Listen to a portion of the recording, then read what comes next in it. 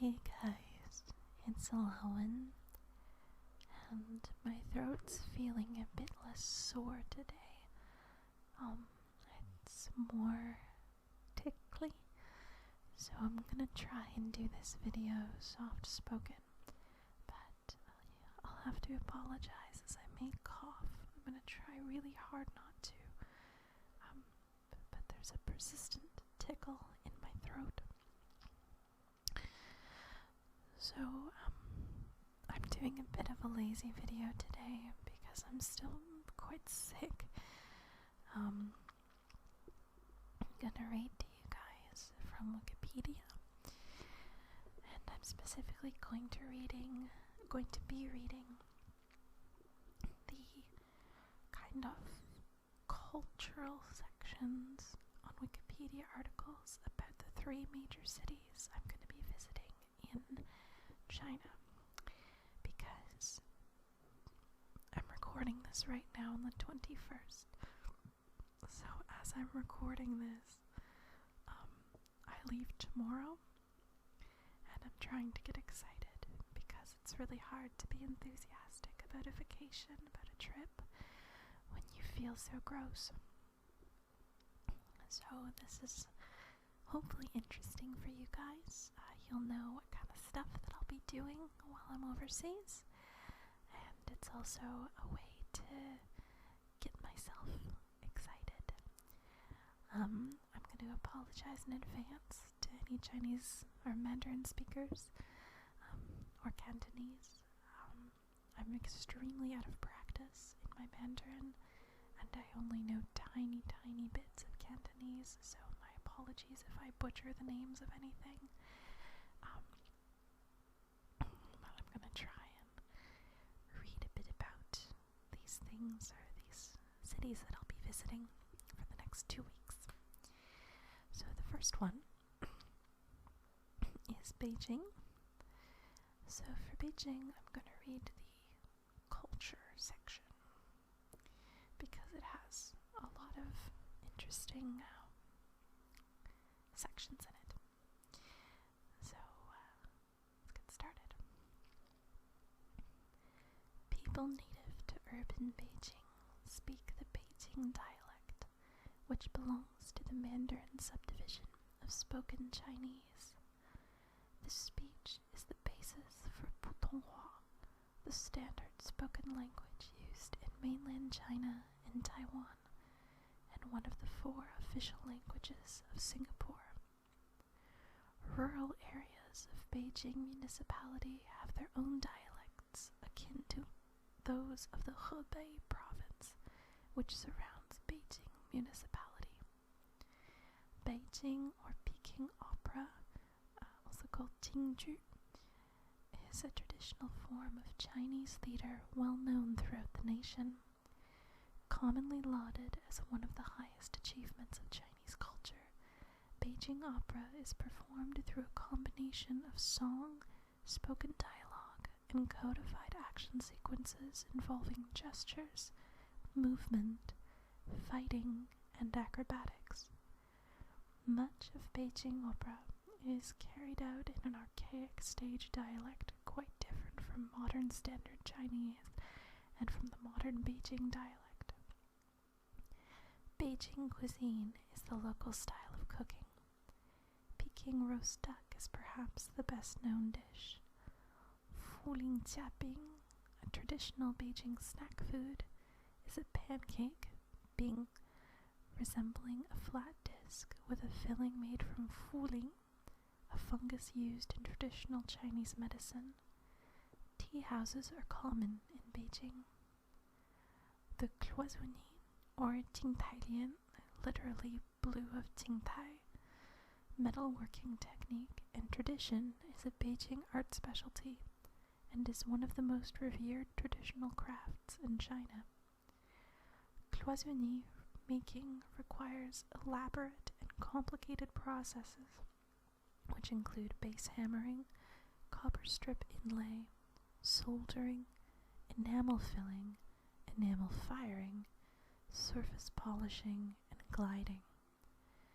Beijing's lacquerware is also well known for its sophisticated and intrinsic patterns and images carved into its surface, and the various decoration techniques of lacquer include carved lacquer and engraved gold. Younger residents of Beijing have become more attracted to the nightlife, which has flourished in recent decades, breaking prior cultural traditions that had practically restricted it to the upper class. Places of interest.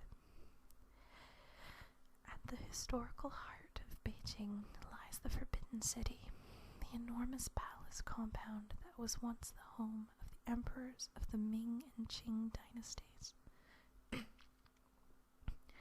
Forbidden City hosts the Palace Museum, which contains imperial collections of Chinese art.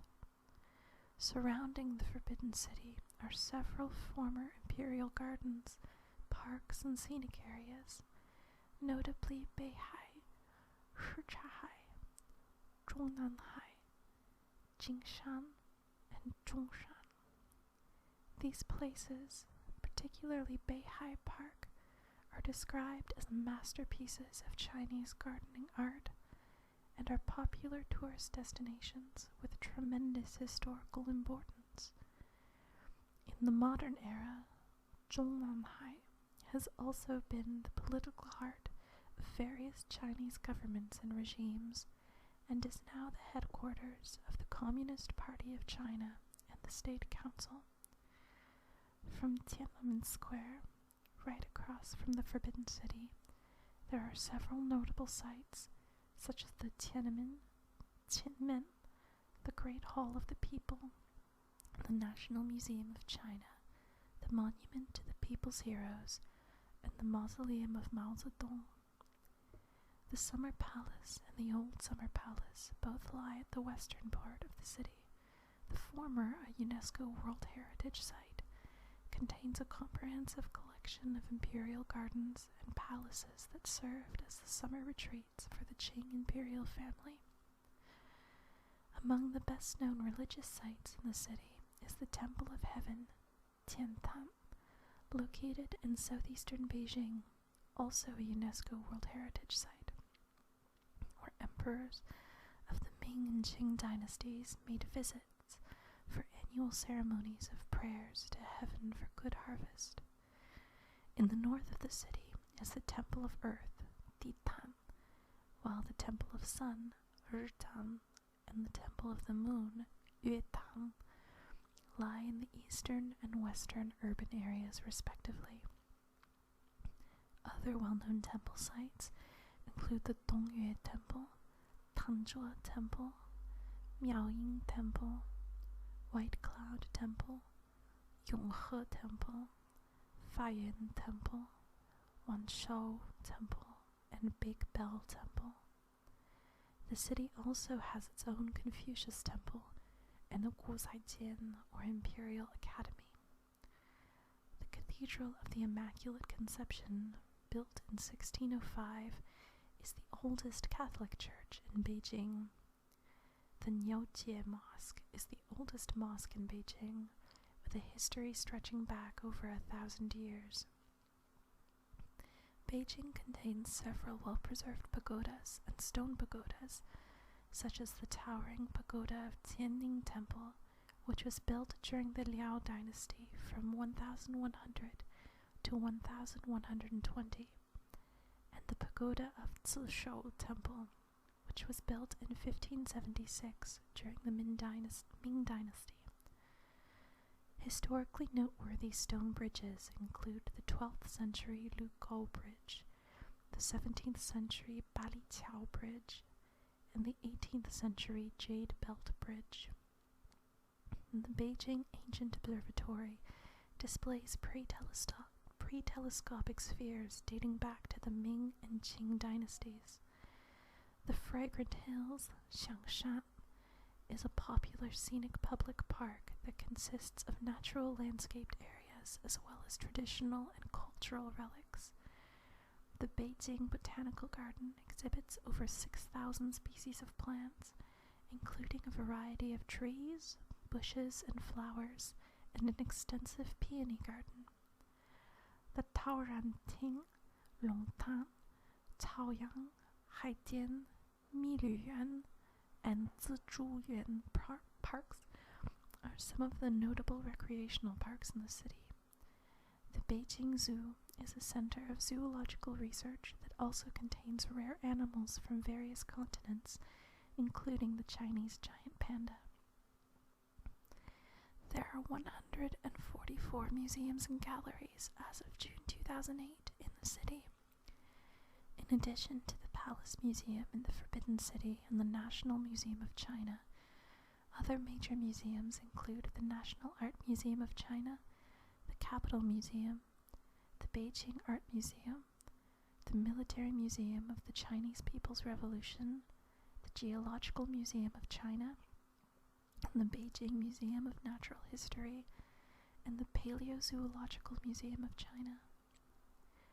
Located at the outskirts of urban Beijing, but within its municipality, are the 13 tombs of the Ming Dynasty, the lavish and elaborate burial sites of 13 Ming emperors, which have been designated as part of the UNESCO World Heritage Site Imperial Tombs of the Ming and Qing dynasties. The archaeological Peking Man site at Zhoukoudian is another World Heritage Site within the municipality, containing a wealth of discoveries, among them one of the first specimens of Homo erectus, and an assemblage of bones of the gigantic hyena Pachycrocuta brevirostris. There are several sections of the UNESCO World Heritage Site Great Wall of China, most notably Badaling, Jinshanling, Simatai, and Mutianyu. Architecture. 3 styles of architecture are prominent in urban Beijing. First, there is the traditional architecture of Imperial China, perhaps best exemplified by the massive Tiananmen Gate of Heavenly Peace, which remains the People's Republic of China's trademark edifice, the Forbidden City, the Imperial Ancestral Temple, and the Temple of Heaven. Next, there is what is sometimes referred to as the Sinosov style, with structures tending to be boxy and sometimes poorly constructed, which were built during the 1950s and the 1970s. Finally, there are much more modern architectural forms. Excuse me. Most noticeably in the area of the Beijing CBD and Beijing Financial Street. In the early 21st century, Beijing has witnessed tremendous growth of new building constructions, exhibiting various modern styles from international designers. A mix of both 1950s design and neo-futuristic design of architecture can be seen at the 798 Art Zone, which mixes the old with the new. Beijing is famous for its Siheyuans, a type of residence where a common courtyard is shared by the surrounding buildings. Among the more grand examples are the Prince Gong Mansion and residence of Song Qingling. These courtyards are usually connected by alleys called hutongs. The hutongs are generally straight and run east to west, so that doorways face north and south for good feng shui. They vary in width. Some are so narrow only a few pedestrians can pass through at a time. Once ubiquitous in Beijing, Siheyuans and hutongs are rapidly disappearing, as entire city blocks of hutongs are being replaced by high-rise buildings. Residents of the hutongs are entitled to live in the new buildings in apartments of at least the same size as their former residences. Many complain, however, that the traditional sense of community and street life of the hutongs cannot be replaced, and these properties are often government-owned. Religion. The religious heritage of Beijing is rich and diverse, as Taoism, Buddhism, Confucianism, Islam, and Christianity all have significant historical presence in the city. As the national capital, the city also hosts the State Administration for Religious Affairs and various state-sponsored institutions of the leading religions. Excuse me. In recent decades, foreign residents have brought other religious faiths to the city. The Chinese Taoist Association and Chinese Taoist College are based in the White Cloud Temple, which was founded in 741 and rebuilt numerous times. The Huode Zhenzhun Temple, also known as the Fire God Temple, is another center of Taoist worship in Beijing. The Beijing Dongyue Temple outside Qiaoyangmen is the largest temple of the Zhengyi school in northern China. The Beijing Taoist Association, founded in 2005, is located in the Luzu Temple, Luzu, I'm not sure how to say that, temple near Fuxingmen. Buddhism is one of the most influential religions in China. Many old temples were actually built according to decrees. Islam is also one of the oldest religions in Beijing. Arabian and Persian merchants brought Islam to Beijing during the Tang Dynasty. Niujie Mosque is the oldest mosque in Beijing. It was first founded in AD 996.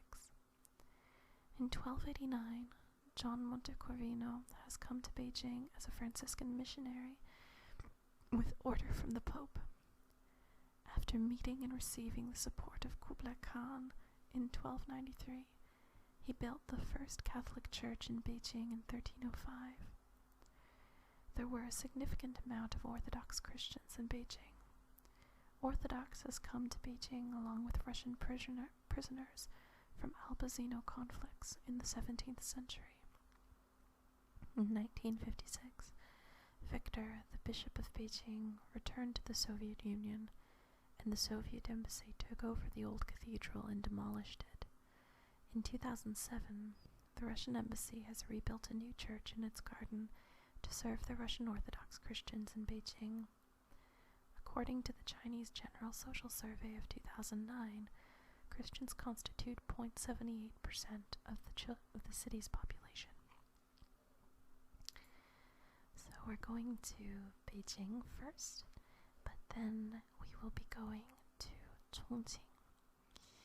So I will read the tourism, media, and cuisine sections under culture. Language, tourism, media, and cuisine sections in the culture subsection of the Chongqing Wiki. The language native to Chongqing is Southwestern Mandarin. More precisely, the great majority of the municipality, save for Xiaoshan, speaks Sichuanese, including the primary Chengdu Chongqing dialect and the Minjiang dialect, spoken in Jiangjing and Qizhang. There are also a few speakers of Xiang and Hakka in the municipality due to the great immigration wave to the Sichuan region during the Ming and Qing dynasties. In addition, in parts of southeastern Chongqing, the Miao and Tujia languages are also used by some Miao and Tujia people. Tourism. As the provisional capital of China for almost 10 years, 1937 to 1945, the city was also known as one of the three headquarters of the Allies during World War II, as well as being a strategic center of many other wars throughout China's history. Chongqing has many historic wartime buildings or sites, some of which have since been destroyed. These sites include the People's Liberation Monument, located in the center of Chongqing City. It used to be the highest building in the area, but is now surrounded and dwarfed by numerous shopping centers.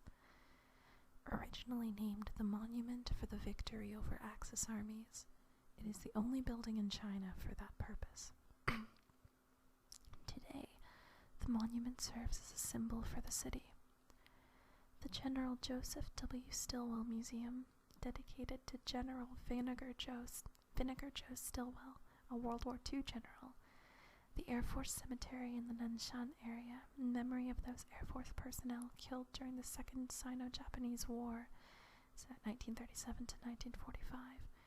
And the Red Rock Village Museum, a diplomatic site for the Communist Party in Chongqing led by Zhou Enlai during World War II.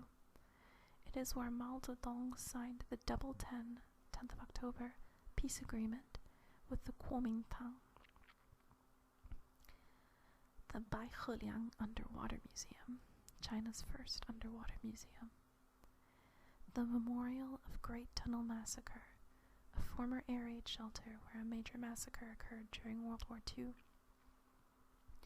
The Great Hall of the People in Chongqing is based on the Great Hall of the People in Beijing.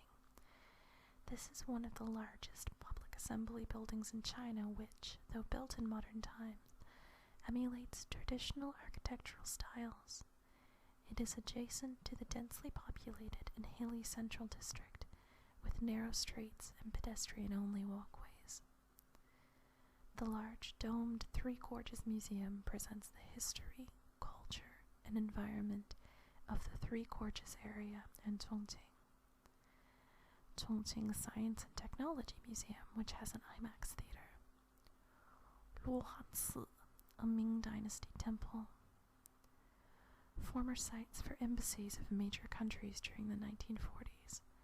As the capital at that time, Chongqing had many residential and other buildings for these officials. Wuxi County, noted as a major tourism area of Chongqing.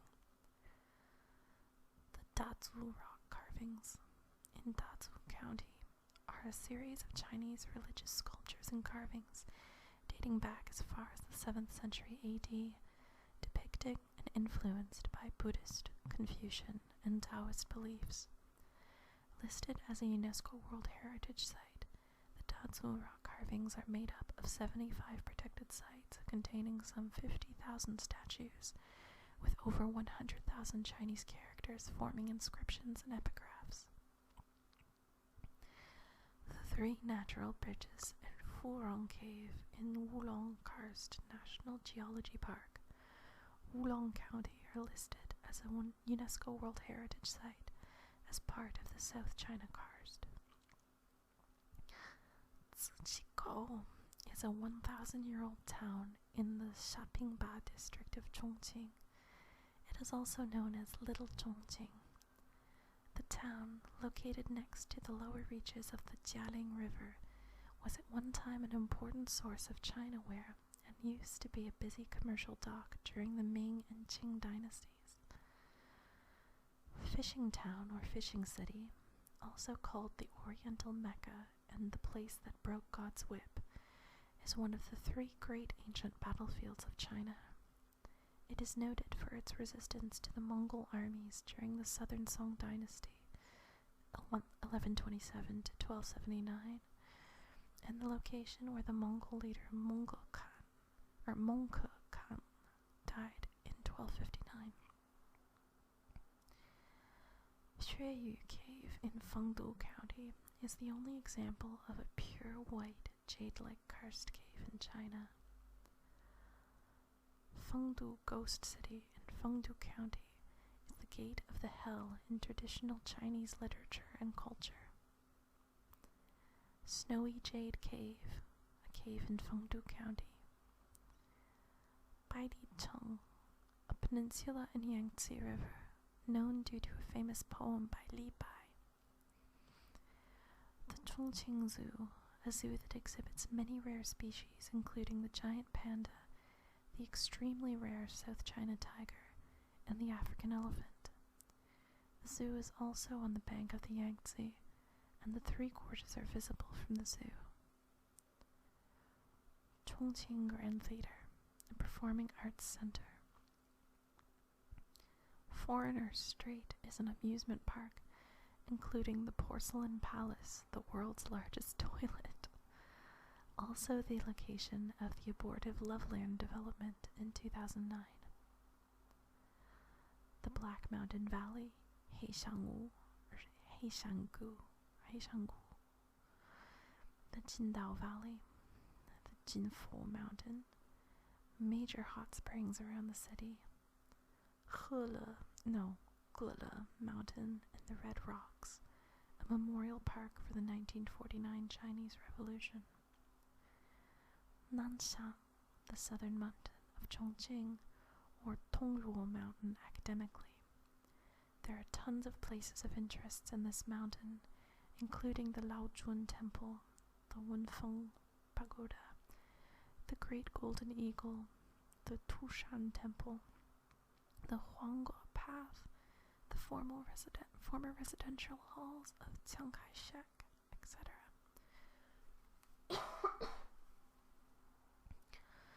Tushan, or Mount Tu, a part of southern mountain of Chongqing, Tongluo Mountain. It is believed to be the place where Da Yu, the founder of Xia Dynasty, met his wife Tushan Shi. Media. The Chongqing People's Broadcast Station is Chongqing's largest radio station. The only municipal-level TV network is Chongqing TV, claimed to be the fourth largest television station in China. Chongqing TV broadcasts many local-oriented channels and can be viewed on many TV sets throughout China. The Chongqing Daily is the largest newspaper group, controlling more than 10 newspapers and 1 news website. Now my favorite part, cuisine. Chongqing food is largely a hybrid of Sichuan cuisine and local specialty dishes. Chongqing's city center has many restaurants and food stalls where meals often cost less than 10 RMB. Local specialties here include dumplings and pickled vegetables, and, different from many other Chinese cuisines, Chongqing dishes are suitable for the solo diner, as they are often served in small, individual-sized portions. Among the delicacies and local specialties are these dishes. Hot pot, Chongqing's local culinary specialty. Tables in hot pot restaurants usually have a central vat or pot, where food ordered by the customers is boiled in a spicy broth, as well as beef, pork, lotus, and other vegetables. Items such as pig's kidney, brain, duck's bowels, and cow's stomach are often consumed. Jiangtuan fish. Since Chongqing is located along Jialing River, visitors have a good opportunity to sample varieties of aquatic products. Among them is a fish local to the region, Jiangtuan fish.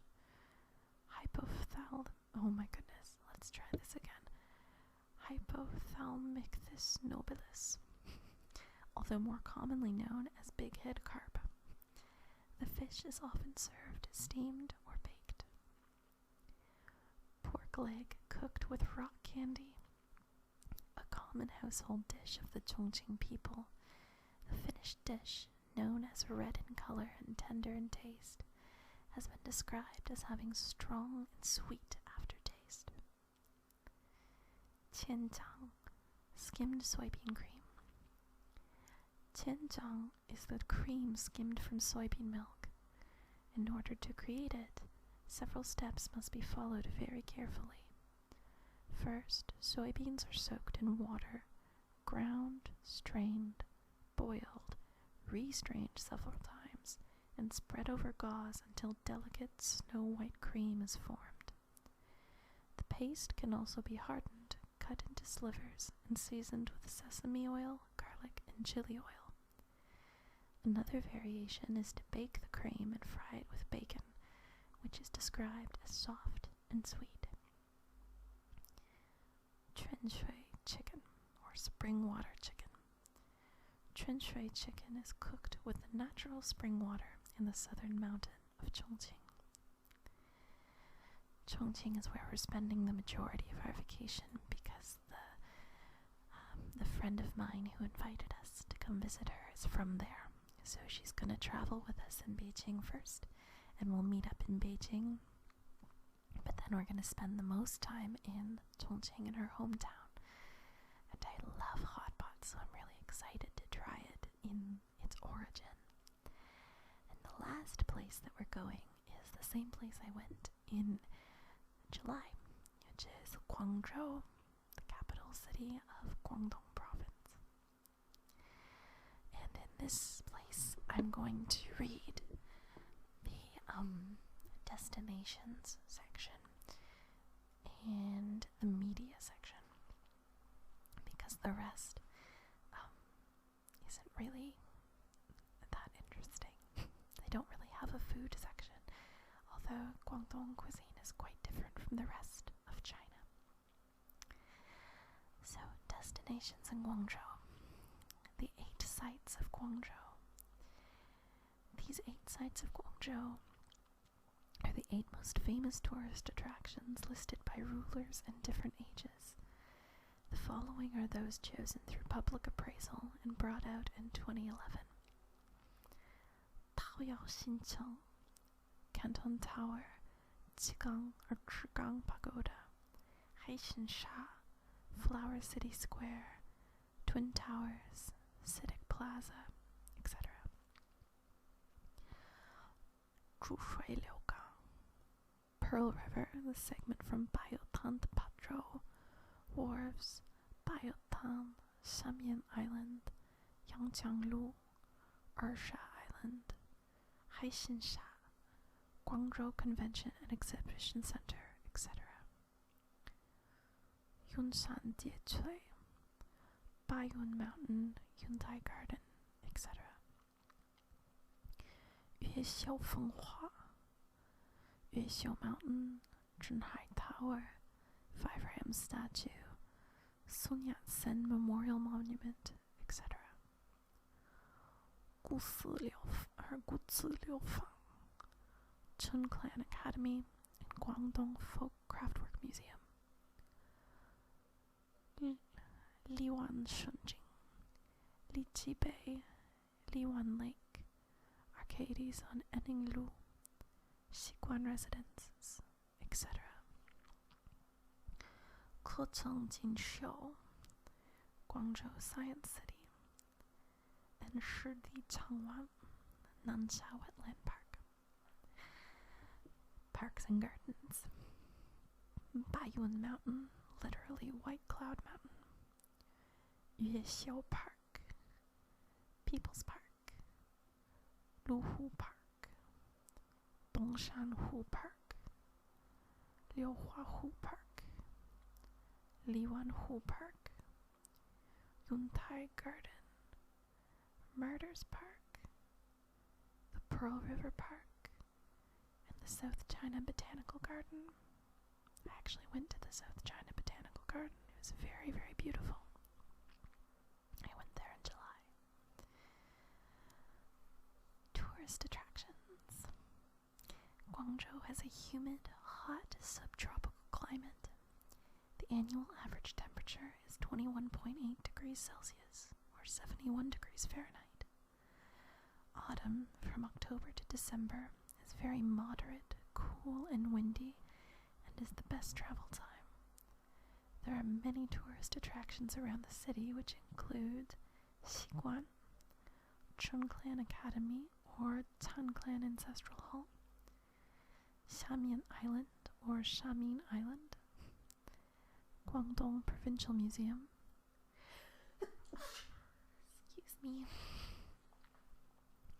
Museum of the Mausoleum of the Nanyue King, Temple of the 6 Banyan Trees, Sacred Heart Cathedral or Stone House, Huaisheng Mosque, Temple of Bright Filial Piety.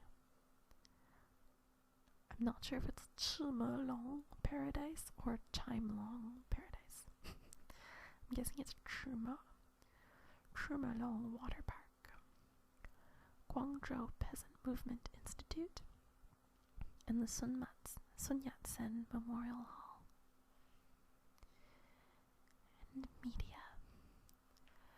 Guangzhou has 2 local radio stations, the Provincial Radio Guangdong and the Municipal Radio Guangzhou. Together they broadcast in more than a dozen channels. The primary language of both stations is Cantonese.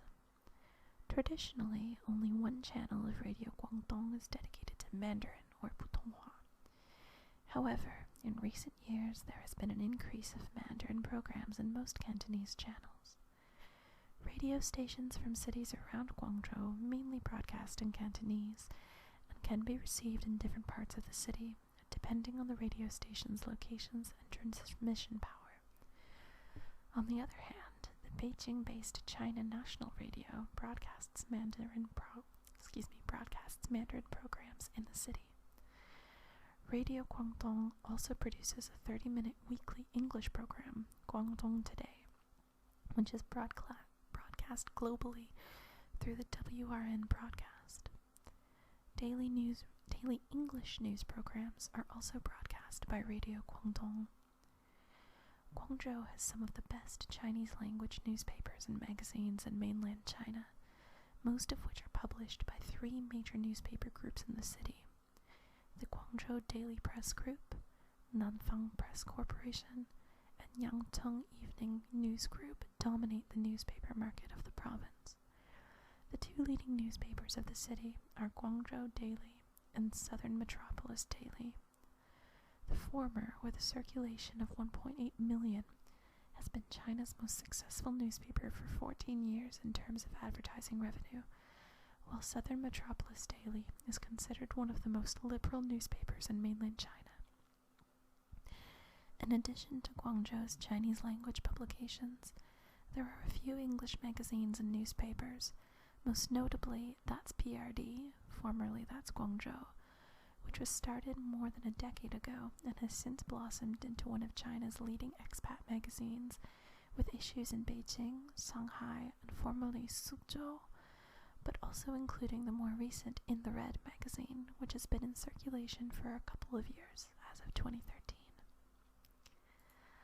Alright guys, I hope you enjoyed that little look into some of the things that I'll get to see while I'm on vacation, and hopefully it was relaxing to you despite my coughs and sneeze. I know some people have commented in the past that they prefer my sick voice anyway, so hopefully some good comes of all the phlegm in my throat. So I'm going to try my best to record the last few videos for the rest of the Advent series, and I'll see you soon with a new video. Until then, farewell.